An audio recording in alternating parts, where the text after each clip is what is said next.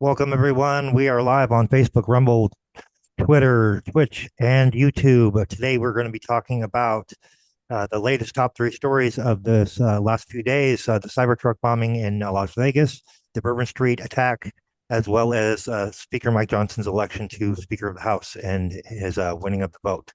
And there's a lot of context that goes into some of these stories that I think people should be aware of. So, with that being said, let me read the disclaimer, and then we can begin.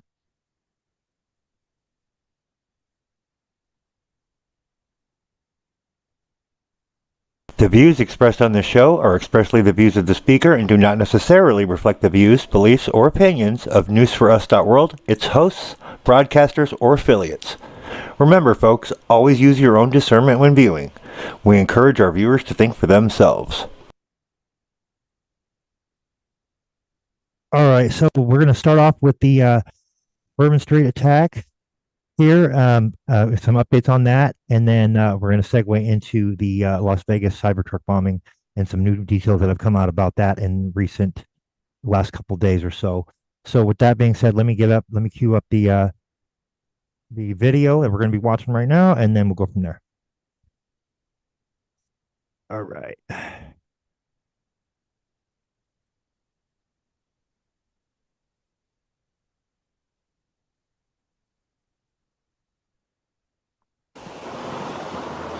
Hey, Randy. Yeah, that's right. We're live outside of UMC. We've got Dr. Elder joining us live. We can't thank you enough. I know you've been so busy. Walk us through the most new information. I know it's minute by minute here. Yeah, so overall we received about 30 patients here at the hospital from the initial scene as well as from transfers from other hospitals here to our level 1 trauma center. As of today, we have about 13 patients still in the hospital, ranging from the ICU to the med-surg floor.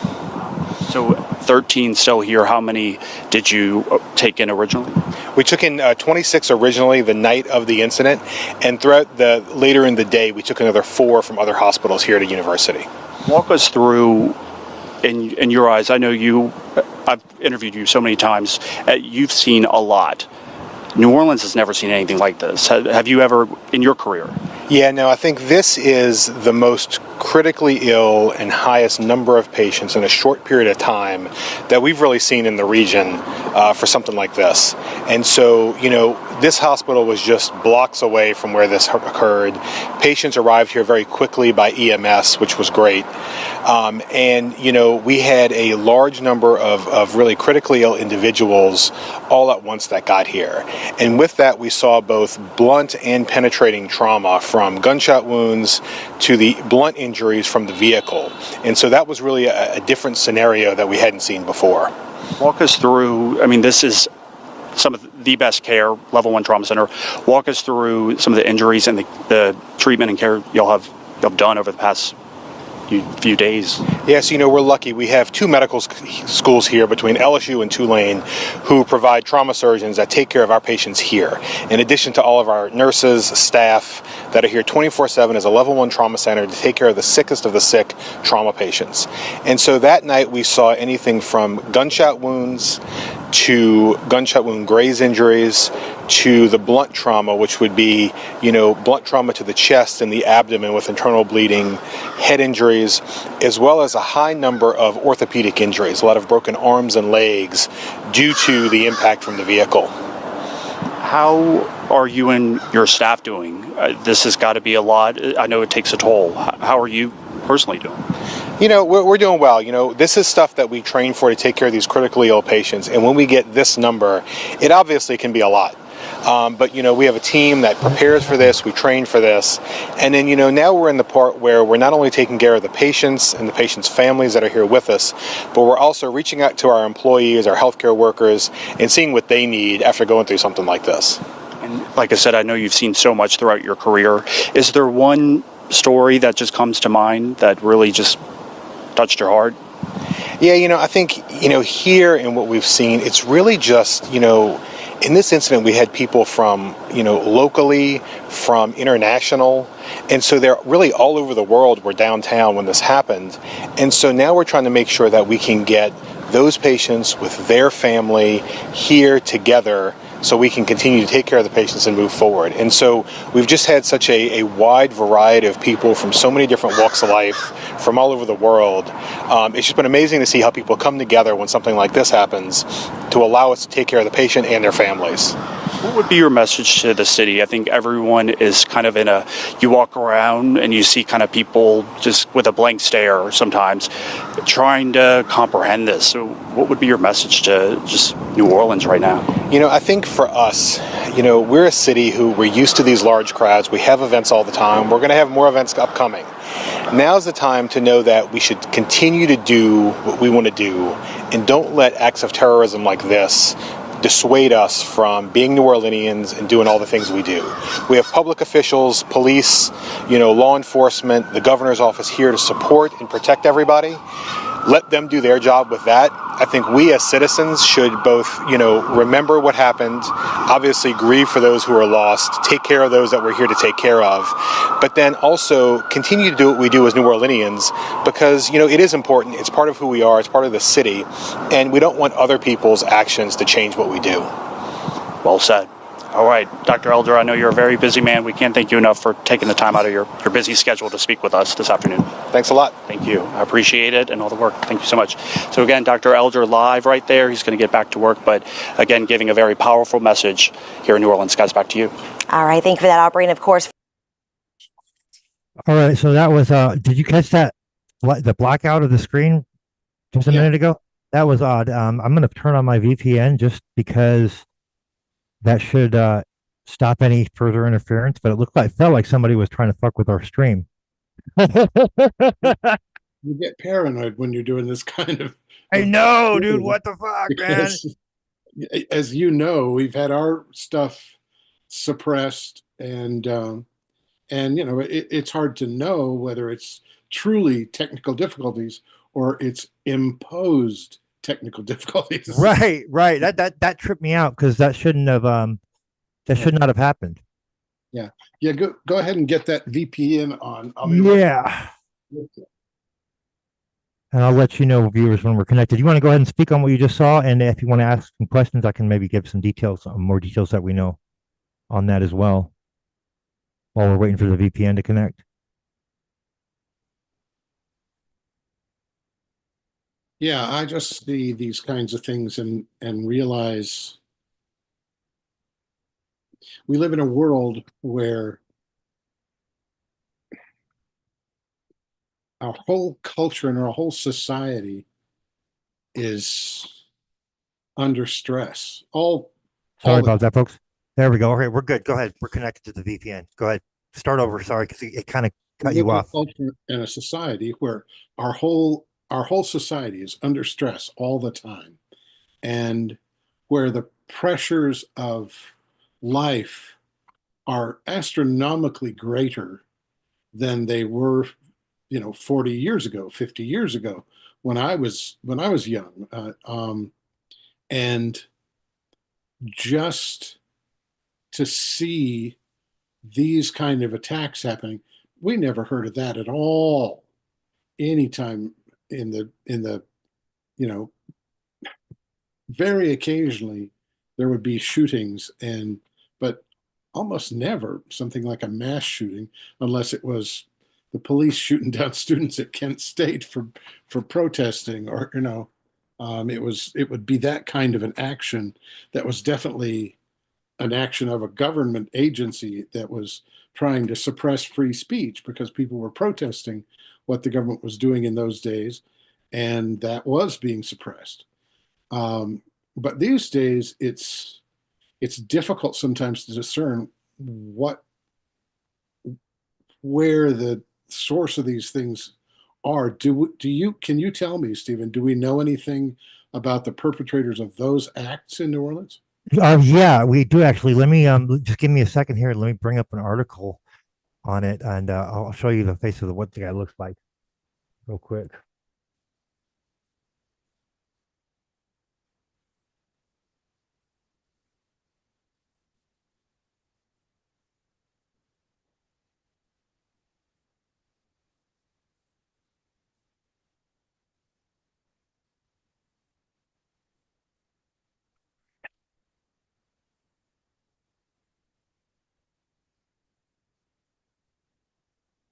Okay, let me pause this and then get the screen share going so you guys can see for yourselves. Sorry about that, folks, for the delay trying to get up this article really quickly and make sure the sound is shared.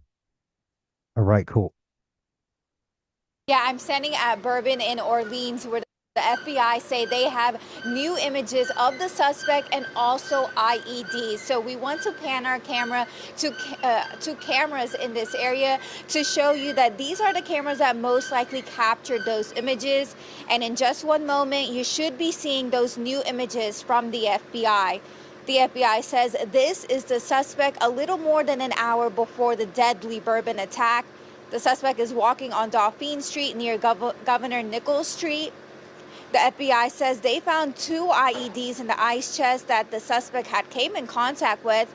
Our cameras caught that ice chest and caught officers detonating it. That is just right near the popular nightclub Bourbon Heat. Now, FBI agents are also looking into a home on Mandeville Street in the St. Roch neighborhood where they say bomb-making material was found. Evidence like a laptop and cell phones have been recovered and they've been taken in to review. The FBI is now putting out a call to the public for any tips that can further help this investigation. We are looking in everything in his life. While we have interviewed many people who know Jabbar, we still need to talk to others. Whether you know Jabbar personally, worked with him, served in the military, or saw him in New Orleans or Texas, we need to talk to you. You may not think you have relevant information, but what you know could tie in to one of our investigative leads. So if you can help, you may want to jot down this number. There is a FBI hotline. That number for you, 1-800-225-5324, or just go ahead and contact your local FBI office. Reporting live in the French Quarter, Anam Siddiqui, WDSU News. And thank you. And speaking of video, we're also getting. Okay, so this is the guy right here, and apparently he had a YouTube channel as well. So there's that as well. There's a lot of connections here. It's just very, very odd of everything. You know, I think there may be a possible connection between the Las Vegas one and this one because apparently they rented the from the same car company via the same app. One out of Colorado, which is the Las Vegas CyberTruck bomber, and then this guy. So there's connection there. Apparently, they served out of the same military base in Fort Bragg, so they're both military vets, as far as we know. So there's that. There's other details that are coming forward as we go forward. Any questions, Robin? I just want to. I noticed that they use the term IED. That's incendiary explosive device for our listeners. Is that your understanding? Correct. Right. And I find it coincidental. I mean, it always gets my antennas up when I hear that military individuals that are our own guys, our own, trained in the United States, are involved in this kind of attacks on U.S. citizens, simply because, what I've already referenced, where authorities assaulted the people. I always have to I don't always have to pose the question, but I always ask the question in my own mind: is there any possibility that there was some aspect of what we don't know about three-letter agencies or military operations that involve assaults on American citizens? This is a tradition in our military that stretches back, a very, very long time, from giving syphilis to black people, soldiers 40 or 50 years ago, to all kinds of things where there were clouded circumstances around operations that happened that make it unclear whether or not we have agents that are empowered by governmental entities that are involved in attacks on the people. And of course, the most obvious in recent times is that the Department of Defense engagement and involvement with everything around the COVID. Oh, That was the fact that was a designed Department of Defense weapon is something that people have no idea about. let's use code with that when we're talking about that, because I'm on YouTube right now. I don't want to get another red flag or strike. Okay. So in any case, we do see that so I just when I see that there are government trained individuals that are involved in attacks, there's just this small voice in the back of my head says, well, I wonder if that is deep cover operative, right? One of these 3-letter agencies or some government agency because I can't dismiss that as a possibility. Right. Do I think it's likely? Well, probably not. I hope not. Right. Do I think it's possible? I can't help but think it's possible.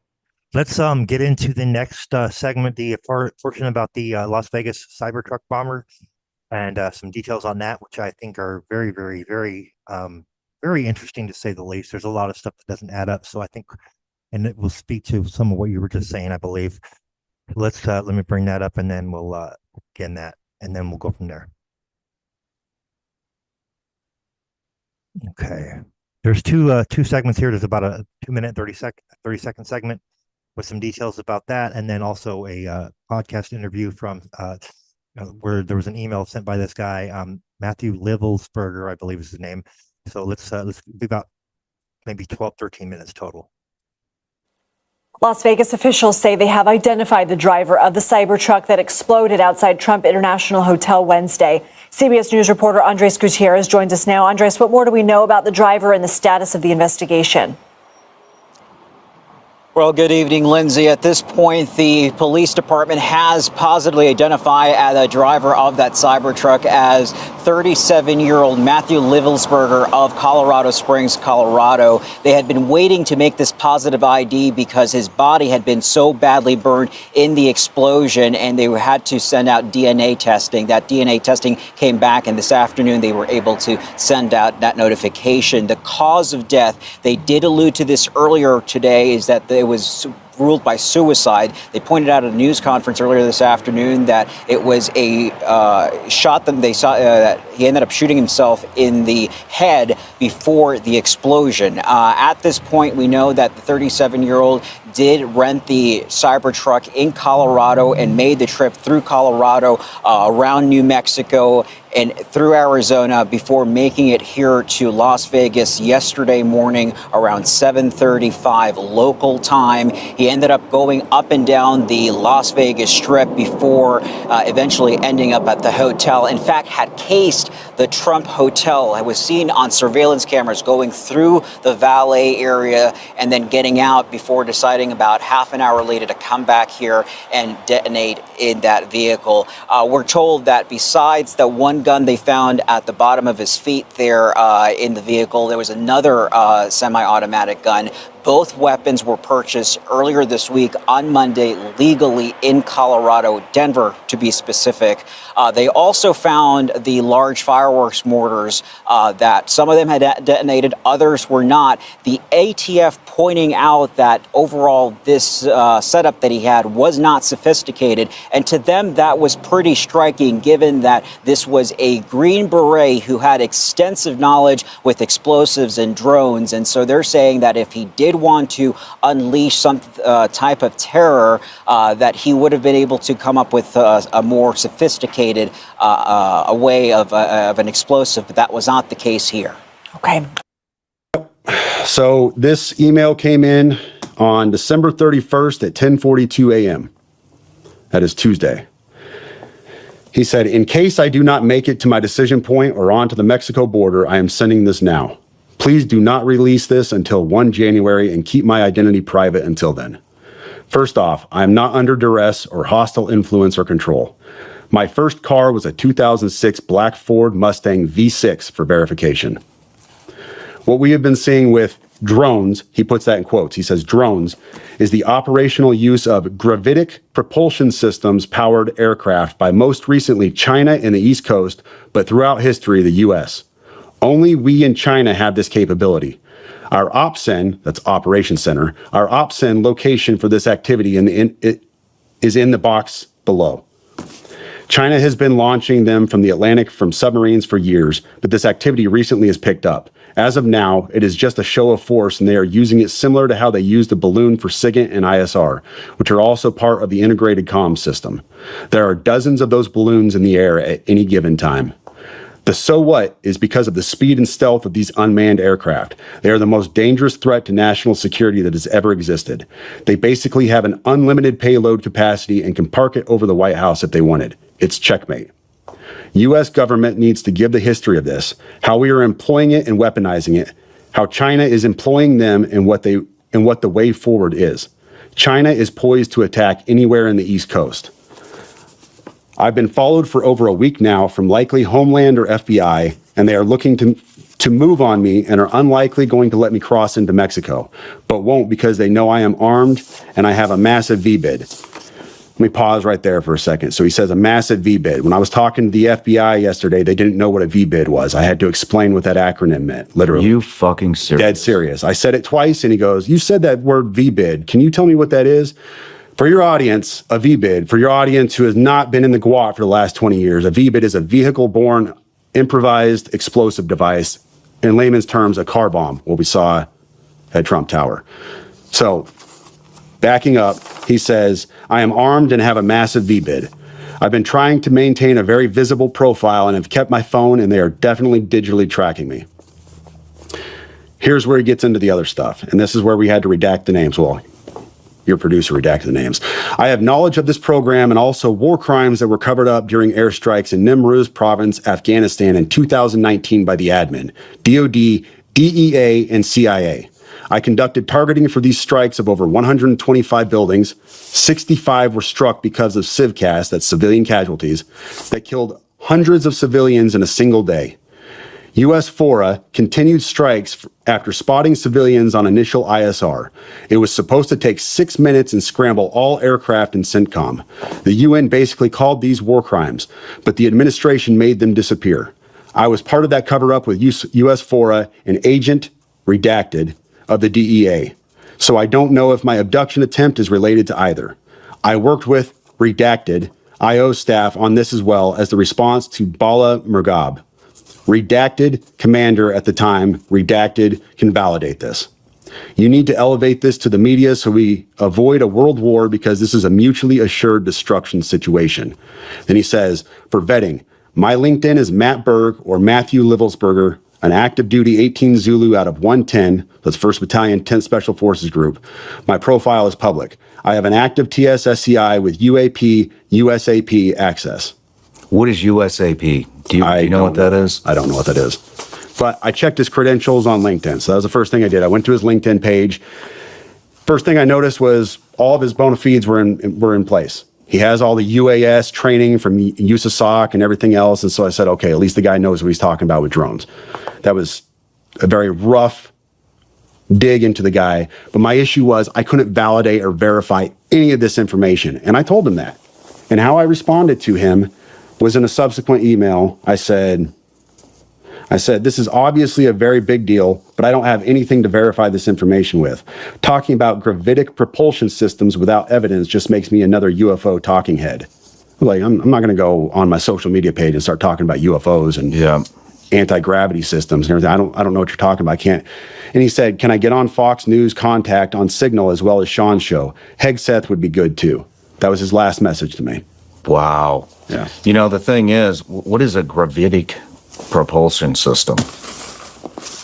To be honest with you, it is a fancy term you're going to find in science fiction. You won't find it in any, as far as I know, you won't find this in any kind of official manual or, scientific research. This is all science fiction. So, But what struck me is his use, what strikes me now, not then, but what strikes me now is his use of a very specific term that nobody else call it. If you asked me, I would say an anti-gravity propulsion system. That's how I would describe it, because I don't know this stuff. He said gravitic propulsion system. We looked that up last night too, and all we could find was same thing, science fiction type stuff. But there are some things that line up. One is, like I had mentioned, well, let's talk about the guy's story. Obviously, he had a VBID.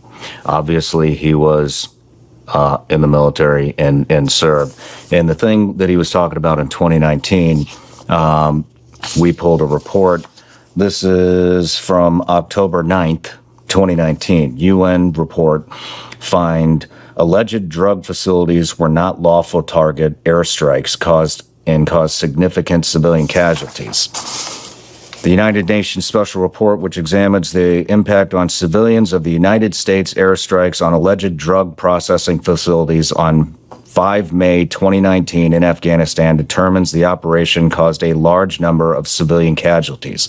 The report also examines the legal framework applicable to this incident.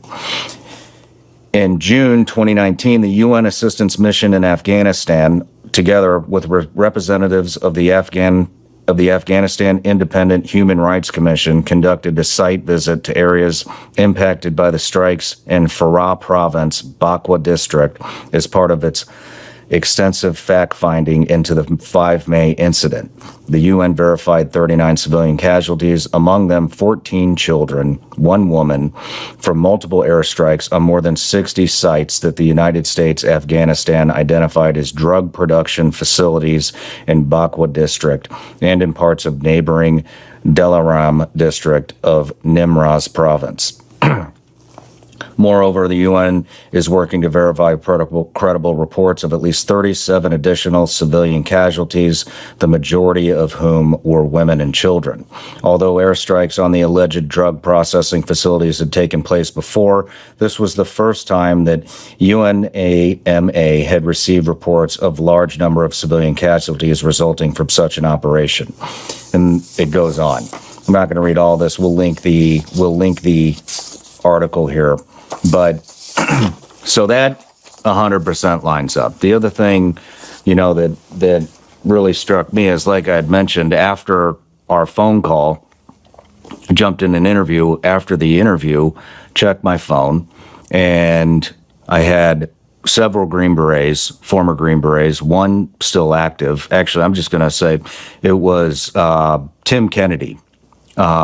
Sent me a message late last night about 9 p.m.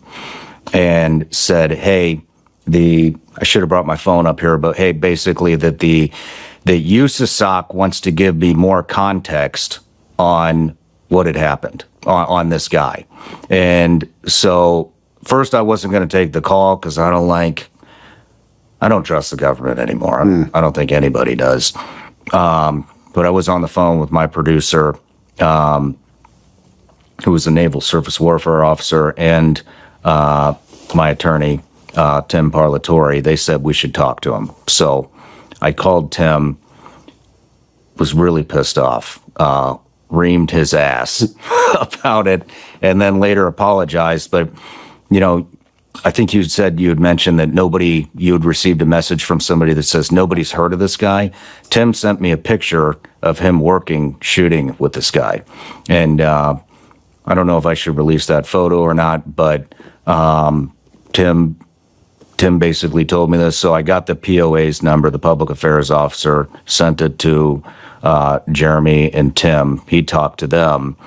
And what they wanted us to know was that this guy was an upstanding soldier, an excellent operator, was moving on, was moving towards retirement and moving on to basically enhance the future of warfare.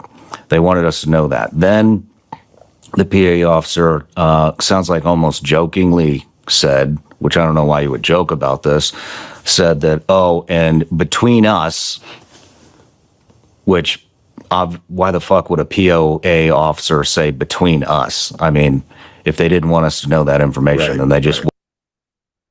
All right. So there you have that, which is quite interesting. There's a couple details that I think are a little odd. The fact that according to that initial news report, he apparently shot himself in the head before the explosion went off. Another point worth noting is that these Cybertrucks can drive themselves and be controlled remotely. So there, I mean, now this is just a speculation at this point, but it occurs to me that this could be an intentional op to possibly push a certain narrative, especially based on what we saw in that email that the second segment covered. What do you think about that? It's a little bit far out, but it's certainly not outside the realm of possibility. You know, I mean, that you and I don't apparently are not the only ones who don't trust the government. Right. You know, and it's so, you know, my initial reaction was to think, well, why would this guy do this? But, but then the things that aren't lining up are kind of bothering me because he had an improvised explosive device, vehicle-borne improvised explosive device. Well, if a Tesla can drive itself, then he could simply program it and hop out and send it on and make an explosion. But apparently, he didn't do a great job of making an explosion, which is out of character because he was a trained Green Beret, familiar with drones and explosives, and could have done a whole lot more damage if he had set out to do that. So it has the appearance to me of a theatrical performance. Now, whether it's something that he did because he wanted to call attention to the situation that he detailed in the email that that fellow was reading, which is that the U.S. is up to no good in several situations here, and he wanted people to know. And I mean, he's saying that he's being hunted, basically, that the only thing keeping him safe is the fact that they know he has an improvised explosive device and he's heavily armed. And so, there's, and he's also talking about these drones with gravitic propulsion systems. And of course, I don't know anything about gravitic propulsion systems other than what I've read in science fiction, and no one does except those that are actually involved. You know, if you're Northrop Grumman or you're one of the Lockheed Martin, you know, one of the DoD contractors that's designing and building stuff and making a mint doing it, then that would be who would know. But I'm sure all of that would be classified at least at the corporate level, and certainly most likely also at the governmental level. Right. So finding any true information about all of that would be a difficult task, and that's why no one's heard of it, even though he's saying we've got them and China's got them and no one else has got them. But this is the greatest, number one, biggest threat because of their stealth and because of their payload capabilities. He said it could carry an unlimited payload. That's an incredible thing. But if it's based on a gravitic propulsion system, theoretically, that would make sense. Because that would mean that they're using a system that neutralizes and utilizes gravity, and that would mean that they're able to use the field of the Earth as a propulsion system. They can program a system that will move along the lines that are chosen, and that would mean that these things would have an astronomical range, more than likely, and that they would also be able to move in any direction very rapidly. Yep. And that if you're neutralizing gravity, think about that, then you get a bigger engine on one, or but the whole thing is, if it's neutralizing gravity to move, that means that, an unlimited payload. Well, you know, you got the blocks of the pyramid and you want to put them in place, and each one weighs 5,000 tons. If you've got anti-gravity device to move it, then it's no big deal because you're neutralizing gravity. And so, Absolutely. so if this was really this, if this is all legit and this is what that guy knew and this is what he was thinking about when he set this up, and he had the capability to make a big explosion that would do a huge amount of damage because he was trained to and he had resources to, but he just made one that made a big bang and was not that big and was not that significant in terms of what he was capable of at Right. all. It appears that he wasn't setting out to kill, 1,000 people, but to make some kind of statement. Right. Right. And that's the thing that I say, it looks like a theatrical thing Right. because he didn't do what he was capable of. So the possibilities are that they say he shot himself in the head. Well, there's the possibility that I think you raised, which is if that car could drive itself and someone else wanted to get rid of this guy and managed to shoot him in the head and put him in the car and then program the car to drive there and set the bombs up so they would go off. He may not have been the one that built the bomb that was such an inefficient device, and the idea may have been to destroy the evidence of him, his body, his Right. so that could and then so there's that possibility that I can't help but examine. But there's also the possibility that it was him realizing, okay, they're following me, they're tracking me. I know they're going to get me because, of the people we're talking about here. So how can I get people to know what I need them to know? And he said, you know, he's trying to make an escape into Mexico. He sees that's not going to happen. It's not going to work out. He knows that they can take him out virtually at any time if they've got these gravitic propulsion drones with unlimited payload capabilities. He knows that they're going to get him, and he knows that they're tracking him because he said so. I've got my cell phone, probably able to track the car also, and so he says, okay, what's the best way that I can get attention from the media that will let the American people know, which is the best I can do. I can't stop what's going on with the government, but if I let the American people know, and that gets to be on a large enough scale, perhaps they can do something to rein in or at least discover what their government really is up to.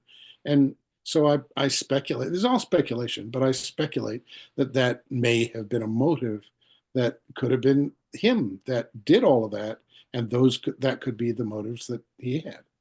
Right. No, most definitely. I agree with you. Definitely deserves more investigation and more digging for sure.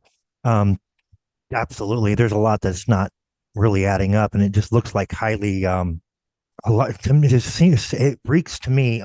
This is based on my intuition alone and it's speculation, of course. I'm not making any grandiose claims or statements, but it occurs to me that this could very well be like you said, an attempt for him to make awareness about these kind of propulsion systems that, well, people like me that have been doing this kind of research for a while know that the government has through special access programs, and stuff like that, and through some of the reverse engineering that that I know our government has done on alleged UAPs or UFOs, so to speak. So there's that aspect of it. Just a lot that needs to be dug into and looked at further, because I think there's a lot more going on than we're being told for sure. Definitely. About that, I don't think you'll find, if you find anybody that disagrees, it's because they are completely in the dark. Right. Absolutely.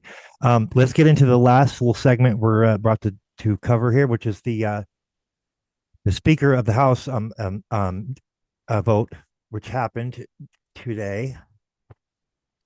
There we go.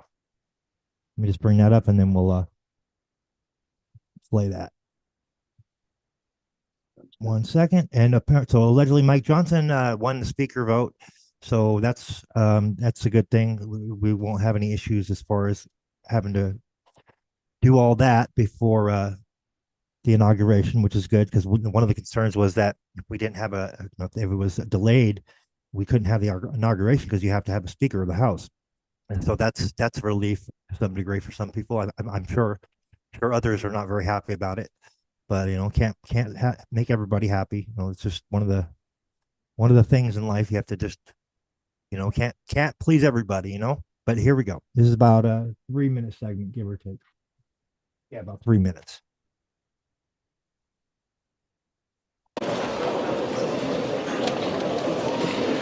The tellers agree in their tallies that the total number of votes cast is 434, of which the Honorable Mike Johnson of the state of Louisiana has received 218.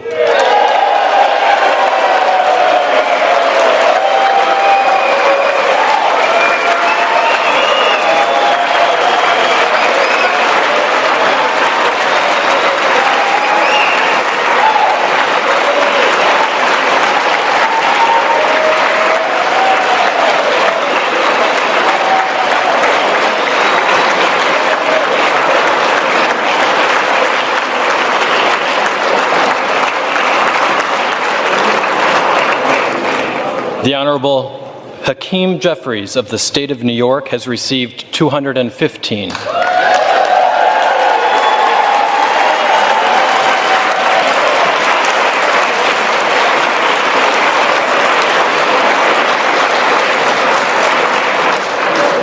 And the Honorable Tom Emmer of the state of Minnesota has received 1.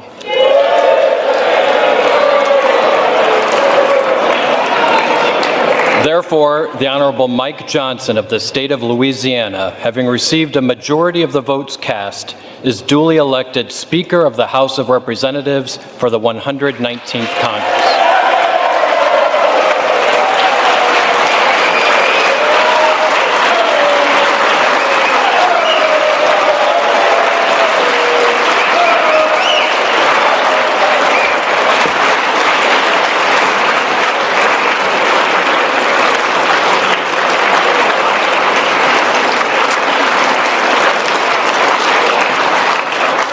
The clerk appoints the following committee to escort the Speaker-elect to the chair.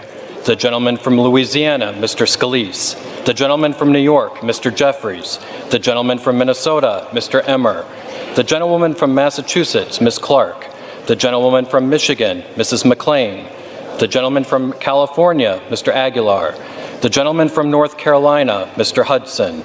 The gentleman from California, Mr. Liu. The gentleman from Oklahoma, Mr. Hearn.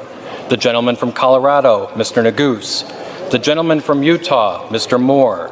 The gentlewoman from Washington, Ms. Delbene. The gentlewoman from Indiana, Mrs. Houchin. The gentleman from New York, Mr. Morelli. The gentleman from Pennsylvania, Mr. Reschenthaler. The gentlewoman from Michigan, Mrs. Dingle. And the members of the Louisiana delegation, Mr. Higgins, Ms. Letlow, Mr. Carter, and Mr. Fields.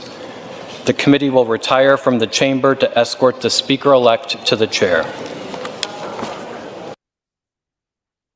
All right, so that was a vote that happened today, folks, and at least that went through, and we don't have to worry about that. But there's a lot of stress. I know a lot of people were worried that if it got pushed back, there wouldn't be an inauguration because you have to have a Speaker of the House. That's part of the certification process, I believe. So, any thoughts on that, Robin, that you want to speak on? I couldn't help. I kind of have a little counting thing. I think there's 19 people escorting that guy to his seat there, and that seems a little odd. That's Is that normal? Is he able to walk? Right. Or is he under that much threat that he needs all these escorts? But that's just a little joke. No, I think that this is seriously, that this is probably what needed to happen, because without a Speaker of the House, the country can't move forward.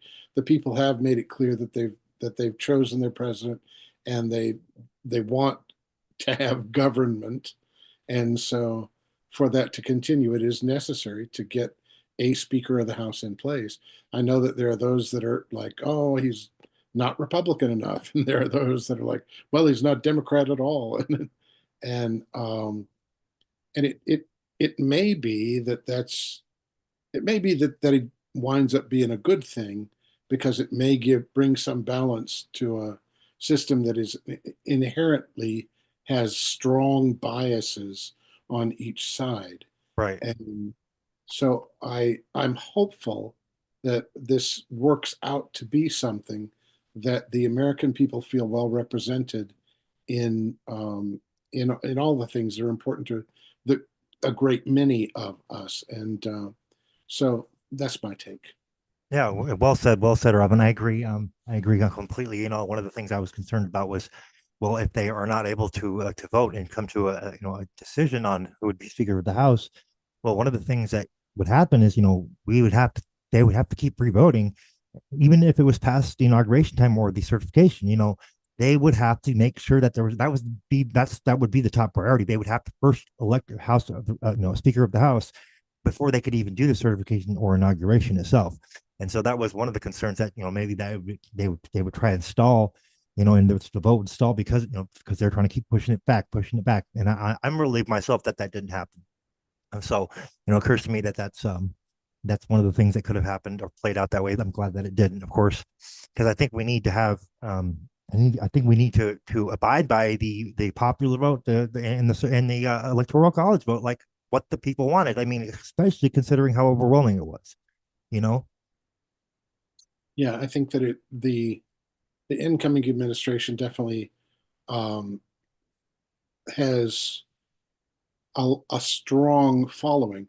Now, of course, I want to point out that the reality is that there are only about maybe 30% of the population of the United States that actually voted for him, because many people did not and do not vote, having lost faith in the whole process, just saying it's all a game, it's all a sham, there's no use, why vote?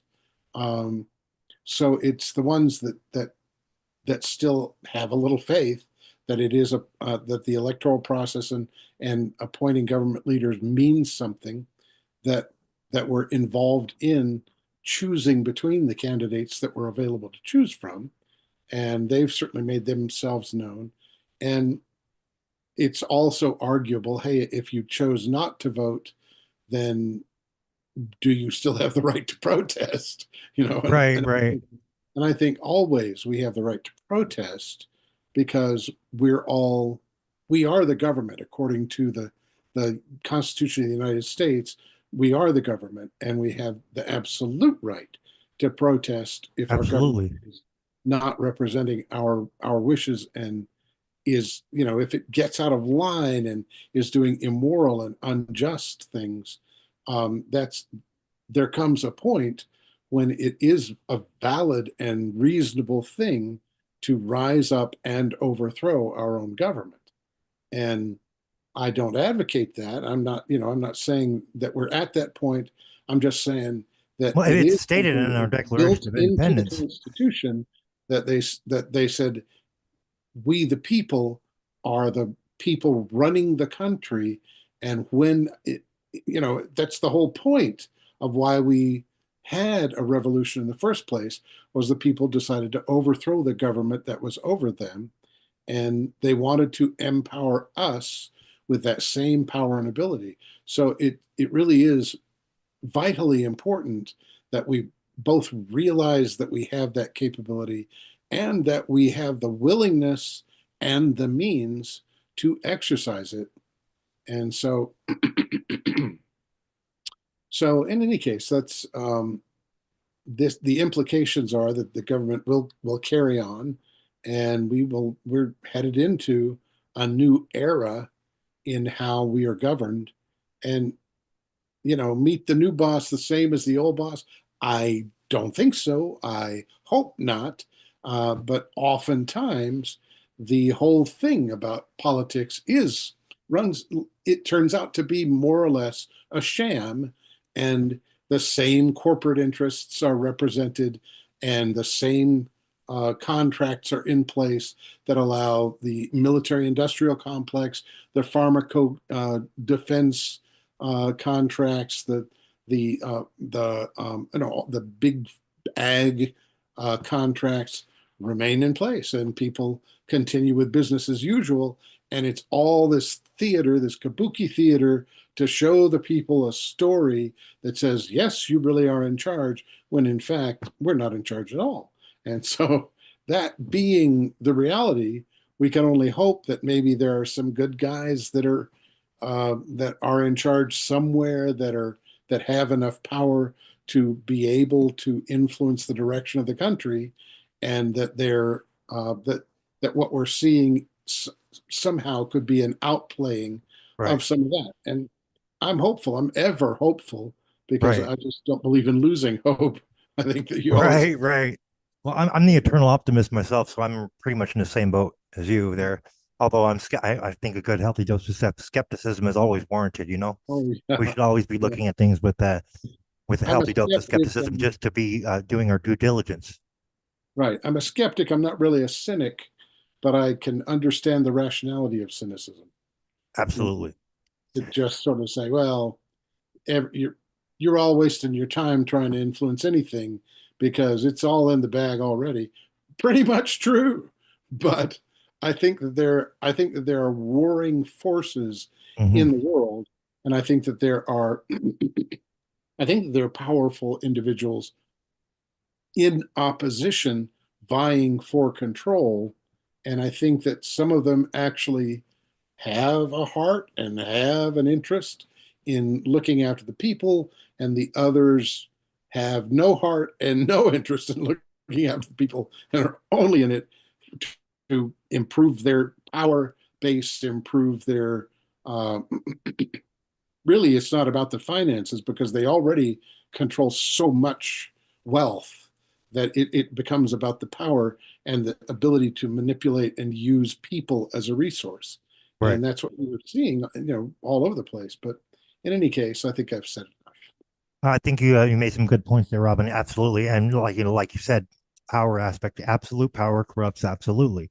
And we've seen this throughout history. So we the people have to be constantly vigilant. And if we see something that's not right, we need to speak out, and protest or do whatever we can, because if we can do that, that's the one avenue of putting pressure, putting like political pressure or official pressure that we do have to at least influence some change. And that is one of our rights, And so, like, if we're not doing that, let me just put it this way: if you give up before the battle is over, then you've already lost. Right. So yeah. I think we'll wrap it up on that. We got a good hour show in. I don't want to be too long with it. I want to keep it close and short, consistent, and to the point. And I think we did a really good job of that today. Well, thank you for having me on, Stephen. I appreciate you, and I appreciate our audience. Thank you for tuning in, and hope that you got some value. Definitely. We'll be having more shows coming up too, as well, with the probate trap and other the other show that I help Lou Ann Fleming and Robin Austin with. So we'll be doing those soon, very soon, folks. So keep an eye out. Thank you, Stephen. Thank you. Thanks everyone for watching.